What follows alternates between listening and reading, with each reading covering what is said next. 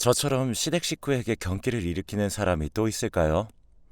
사실 이런 화제로 얘기하다 보면 한둘씩 모여가며 다들 자기네가 더 심하다고 말하다 보니 한도 끝도 없긴 하더라고요. 그건 그렇지만 그래도 제 경우는 보통 심한 게 아닌 것 같아요. 임신 중에 쌓인 게 평생을 간다는데 그게 꼭 남편에게만 국한된 건 아니더라고요. 저는 평생 시댁에 대해 잊지 못할 것 같아요. 우리 시부모님은 제가 결혼한 이래 얼마나 저를 들들 볶았는지 몰라요. 애가 왜 안 들어서냐, 어디 문제가 있는 거 아니냐 하면서 아주 험상궂은 말들을 반복하셨는데요. 솔직히 100번 양보해서 마음으로야 무슨 생각 못 하겠나 싶어요. 그런데 굳이 그걸 알게 할 필요는 없는 거잖아요. 매일 저를 불러다가 앉혀놓고서는 온갖 잡일거리를 다 시켜가며 그렇게 구박을 하는 겁니다. 당시 저희 시댁은 특이하게도 결혼한 시누이가 들어와서 같이 살고 있었어요. 왜냐하면 아주버님이 멀리 해외 출장을 가 계신 바람에 집이 오래도록 비워져 있었는데요. 그런 상황이니 아주버님이 귀국할 때까지 2, 3년만이라도 들어와서 살자며 자기 친정으로 들어온 거죠. 혼자서 애 키우기 힘들다나요? 아무래도 애가 셋이었으니 그건 이해가 갔어요. 그리고 기존에 살고 있던 집은 세를 주고 그렇게 생계에 조금이나마 보탬이 되려고 했던 모양이더군요. 일단 그것만으로도 집안이 복작복작해서 정신없어 죽겠는데 어머니와 신우는 툭하면 저를 그렇게 시댁으로 호출해서는 밥을 먹자는 둥 뭘 하자면서 자꾸 은근히 일손을 필요로 하더라고요.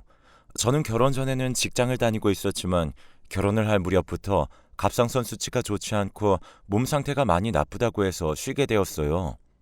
상견례 때도 그런 말들을 나눴고 그럼 이미 며느리 몸 상태가 딱히 좋지 않다는 걸 다들 알고 있는 거잖아요. 그걸 알면서도 저를 불러다가 설거지를 시키고 나물 묻히고 뭐 하는데 와서 배우라는 둥 자꾸 호출하시는 거예요. 엄연히 저는 집에서 좀 쉬면서 기운을 차려야 하는 사람인데 말이죠. 게다가 시누는 뭔데 자기가 옆에서 저더러 오라가라 하는 건지, 제가 무슨 결혼을 남의 집 아들 잘 키우고 살려고 한 것도 아니고 뭘 자꾸 봐달라고 하는 건지 모르겠어요. 이건 며느리가 아니라 무슨 무급 가정부를 들인 것도 아니고 주말에 부르는 것도 모자라 주중에도 수요일이나 금요일엔 꼭 부르시더라고요. 이후로도 여전히 저는 가기 싫어서 이 핑계 대고 안 가고 저 핑계 대고 안 갔지만 신우와 어머니는 더 이상 제가 이렇게 빠지는 꼴을 볼 수 없었는지 나중엔 본인 아들을 매수해서는 꼭 같이 오게 하는 게 아니겠어요. 저는 시댁 갈 때마다 얼굴이 완전 굳은 채로 가고 그러면 꼭 제 얼굴을 보고 신우는 한마디씩 하더라고요. 아우, 무슨 도살장 끌려왔어? 그렇게 인상 쓰고 있으면 우리 식구들은 너 무서워서 어떻게 밥을 먹으라고. 기분 좀 풀어 얼른.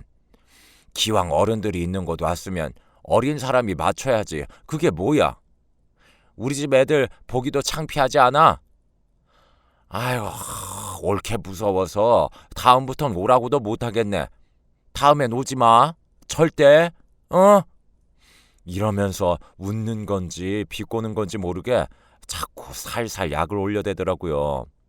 그 말에 남편은 더 반응하면서 인상을 팍 쓰면서 자기 누나가 아닌 저에게 성질을 내는 거 있죠.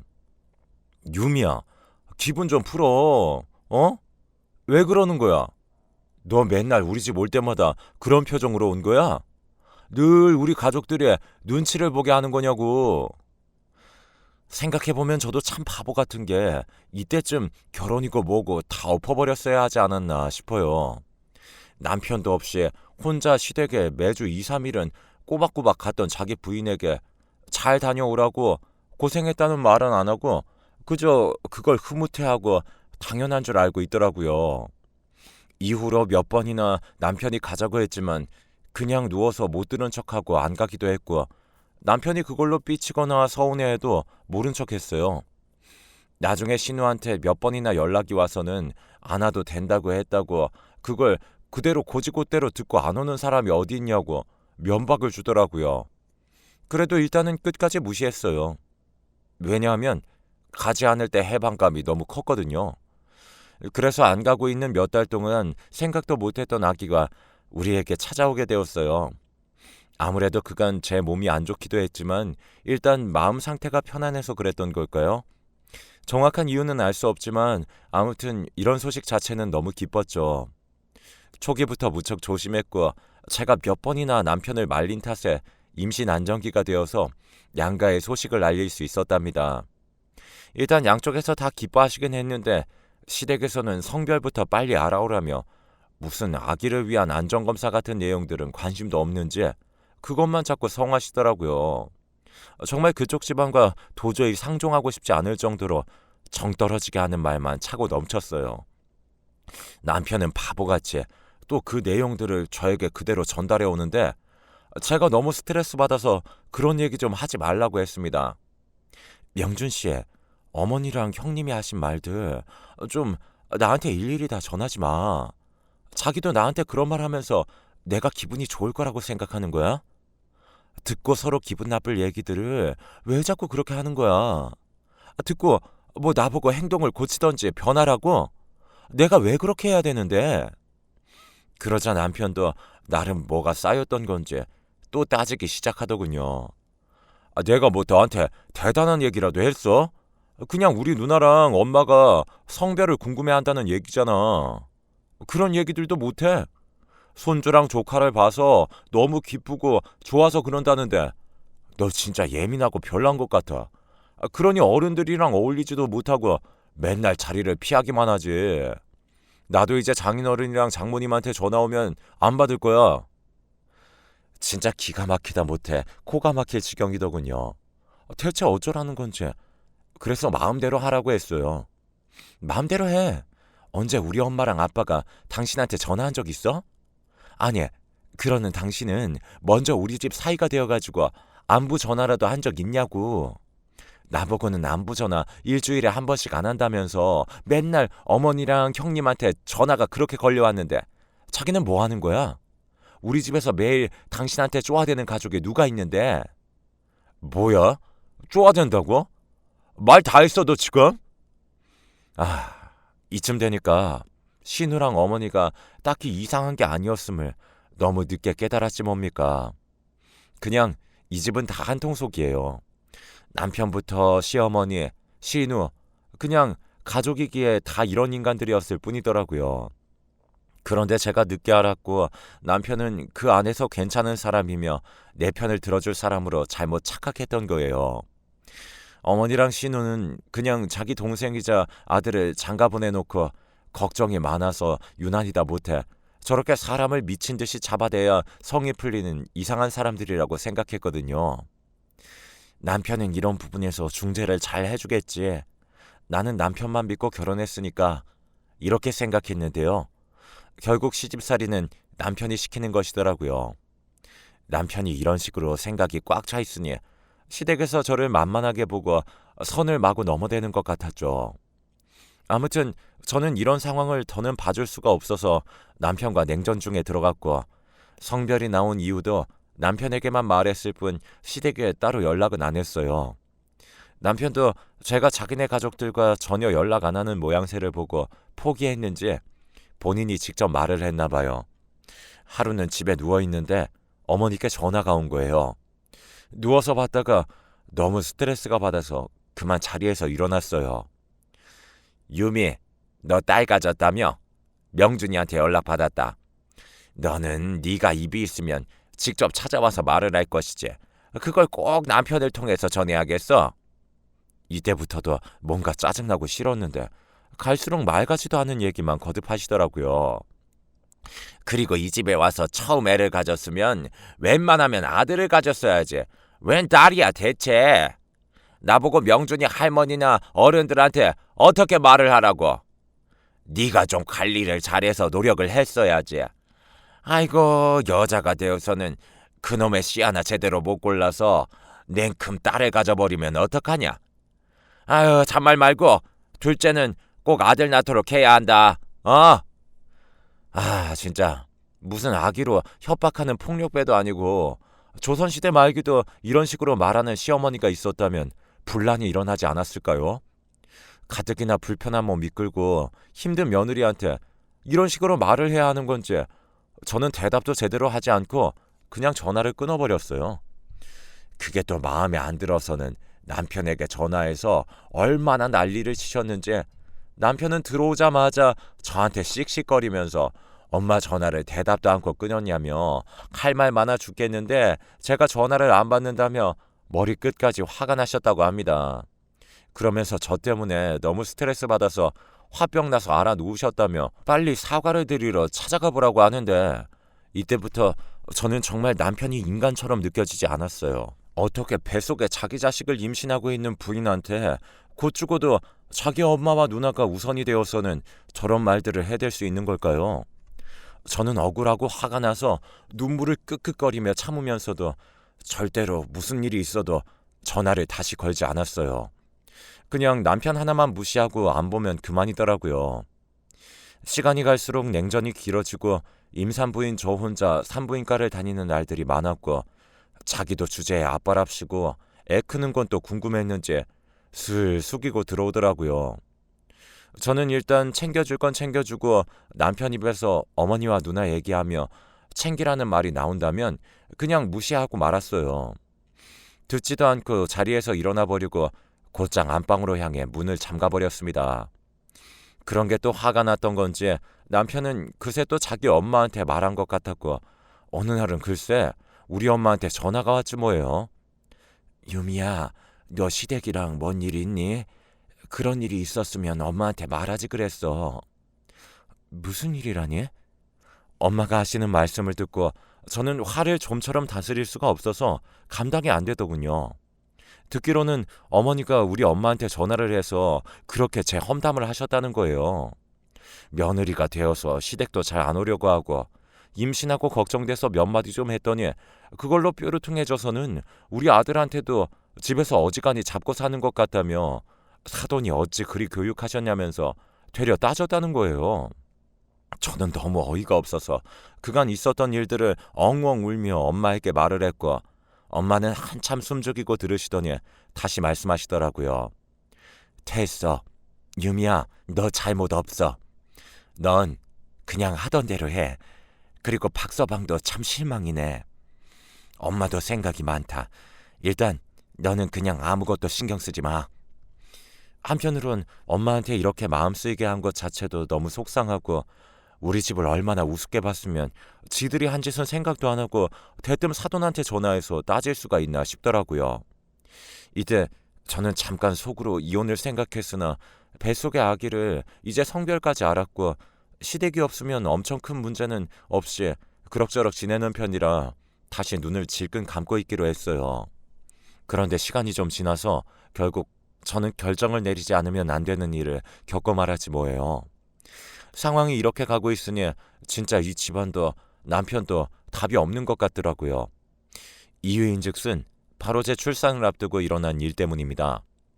저는 조리원이며 이것저것 필요한 것들을 진작부터 준비해 두었고 수술로 낳을 예정이었기 때문에 많은 것들을 알아보고 있었어요.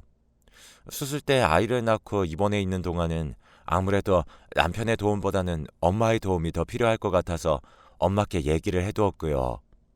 그렇게 만반의 준비를 해두었는데 어째 짐을 싸고 준비를 하는 저를 보면서 남편의 표정이 영 어색한 거예요.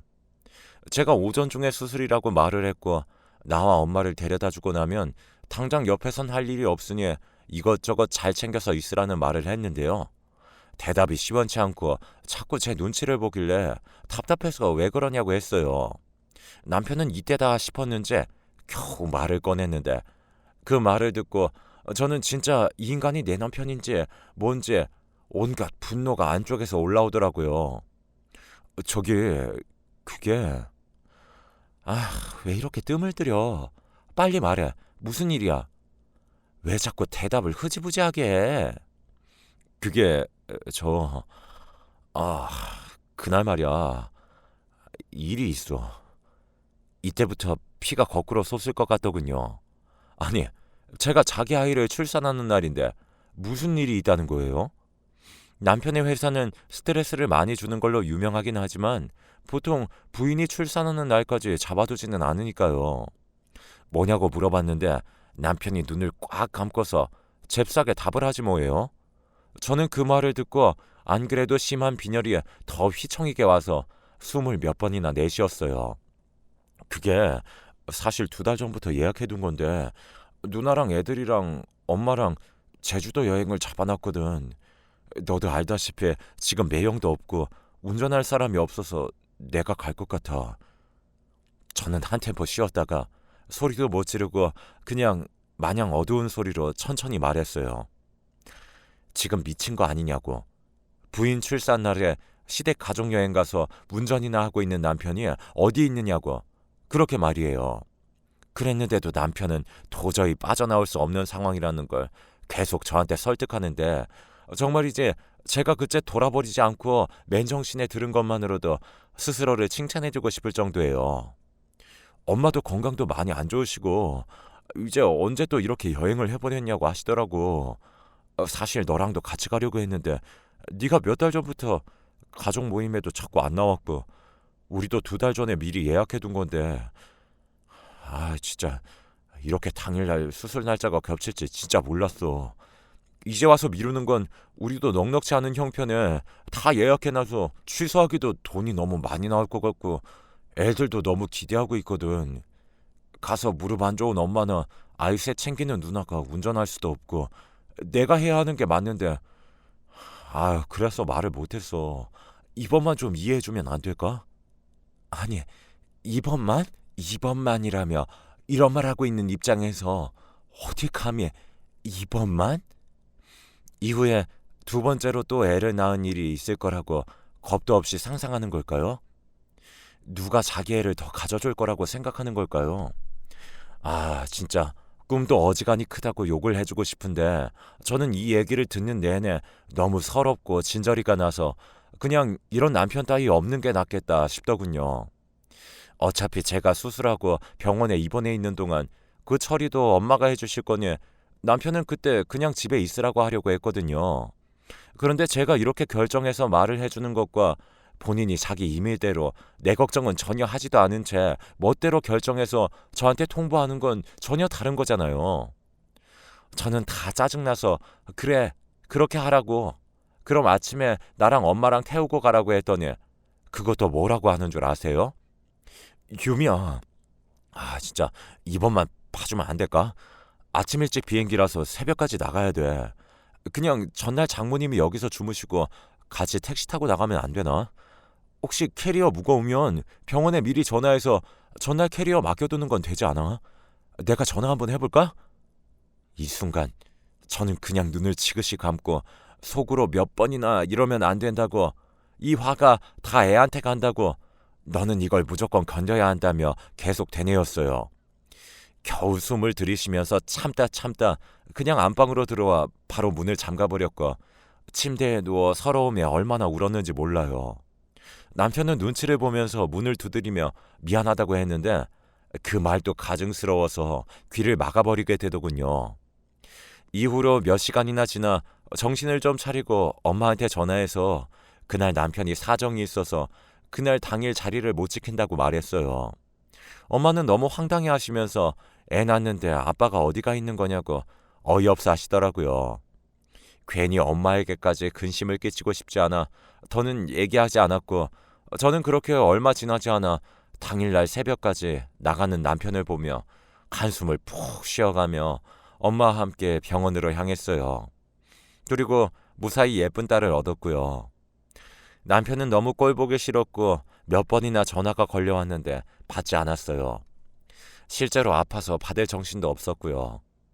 나중에 우리 엄마께 전화를 해서 아무것도 모르는 엄마는 그냥 사진들을 몇 장씩 보내주셨더라고요. 그리고 제가 한창 입원해서 모유 수유 때문에 왔다 갔다 하고 엄마로부터 부축을 받고 있을 때쯤 겨우 주변에 연락을 돌리고 통화를 좀 할 수 있었어요. 태어난 아기도 너무 예뻤지만 마음이 너무 우울하고 지치더군요. 그래도 내색은 않으려고 했지만 몸도 덜 아물어서 뱃속 장기가 심히 아파오고 몇십 통씩 걸려와 있는 남편의 전화도 볼 때마다 기가 차고 눈물만 났습니다.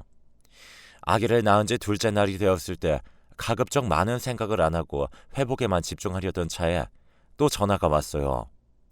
엄마가 너무 그러지 말고 박서방도 미안해서 전화하는 걸 텐데 받아보라고 하더군요. 저도 받아서 실컷 욕이나 해주자는 생각으로 받았는데 글쎄 남편의 목소리가 이상했어요. 왜 그래? 뭐야? 무슨 일 있어? 그게 여기 지금 사고가 났어. 사고라니? 진짜 너무 황당스럽더라고요. 갔으면 곱게 다니고나 할 것이지 또 무슨 사고를 쳤다는 건지 계속 횡설수설하는 내용을 들어보니 정말 어이없는 상황이 그쪽에서 벌어져 있었어요. 렌트카를 빌려 어딘가로 이동하던 중 교통사고가 크게 나버렸고 그 사고로 인해 남편과 신우, 조카들도 적지 않은 부상을 입었지만 어머니가 아주 심하게 다치셔서 그만 두 다리가 부러지게 된 거예요.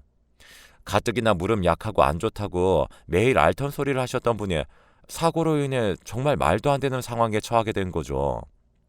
그나마 남편과 조카들은 덜한 편이었는데 신우도 통원 치료가 꽤나 필요한 부상을 입고 힘들어한다는 내용이었어요. 올라오는데 시간이 좀 걸린다는데 진짜 너무 갑갑해서 한숨만 푹푹 쉬게 되더군요. 와중에 옆에서 이 통화 내용을 다 들으신 엄마는 그제서야 왜 이 자리에 본인 사이가 없는 건지 진실을 알게 되셨고 분노로 좀처럼 몸을 추스르지 못하게 되었어요. 엄마는 욕을 하면서 어떻게 그럴 수가 있냐고 자기 새끼 낳는 순간에 지네 엄마랑 누나랑 놀러가서 저렇게 사고를 당한 거냐고 아주 난리를 치셨어요.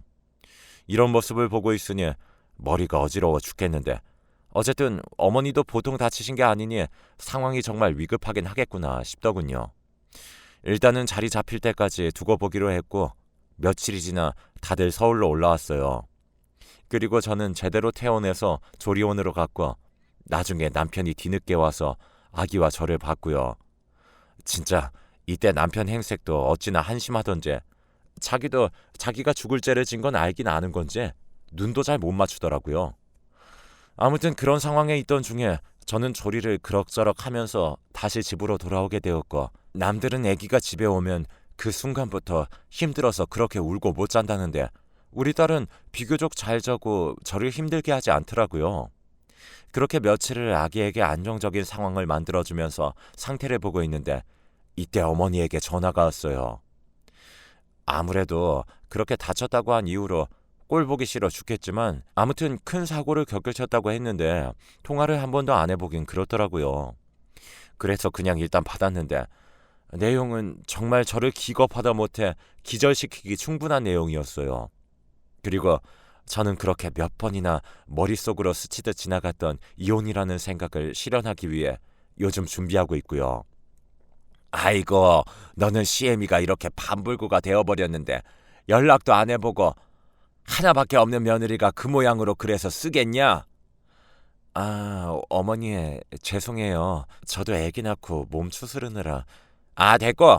그 뭐냐. 내가 지금 이 모양이 돼서 움직이질 못해.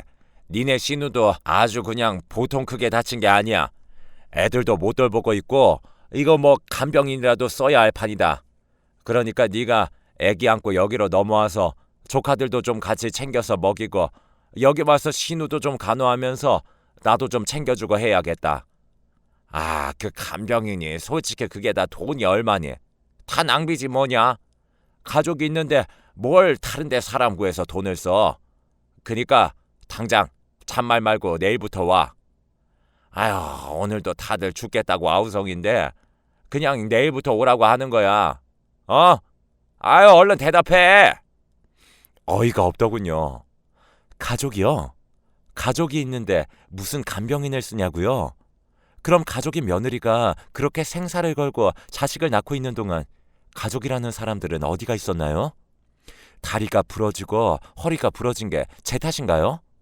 저도 수술하고 몸이 다 아물지 않아서 최대한 누워있기만 하고 있고 애기도 제대로 못 안아보고 있고 먹이는 거, 기저귀 채우는 거 다 저희 친정엄마가 하고 있는 현실인데 뭐라고요? 저는 이때 정말 토하듯 울음을 쏟아내면서 전화기를 집어던졌고 놀라서 들어온 친정엄마에게 모든 사실을 다 말해버렸어요. 사정을 다 들으신 엄마는 표정이 점점 굳으시더니 이런 집에 너를 그냥 둘 수 없다고 하시더군요. 게다가 제가 알기로는 남편도 이 사실에 동의를 안 할 리가 없다고 했어요. 지금 당장 애 낳고 누워있는 자기 부인보다 다리가 부러져서 몸을 못 쓰고 있는 엄마가 안쓰러워 죽겠는 사람이니까요. 한참을 고민하고 아빠와도 얘기를 나눈 끝에 저는 친정에 들어와 있고 남편에게는 이혼 서류를 보내놓은 후 어떤 연락도 받지 않고 있어요. 어찌 보면 제가 극단적으로 반응하는 것처럼 보일 수 있을지 몰라도 이 집은 평생 이런 식으로 굴러가겠다 싶더군요. 그러면 방법은 하나밖에 없어요. 거기 맞춰 살던지 싫으면 같이 안 사는 수밖에요.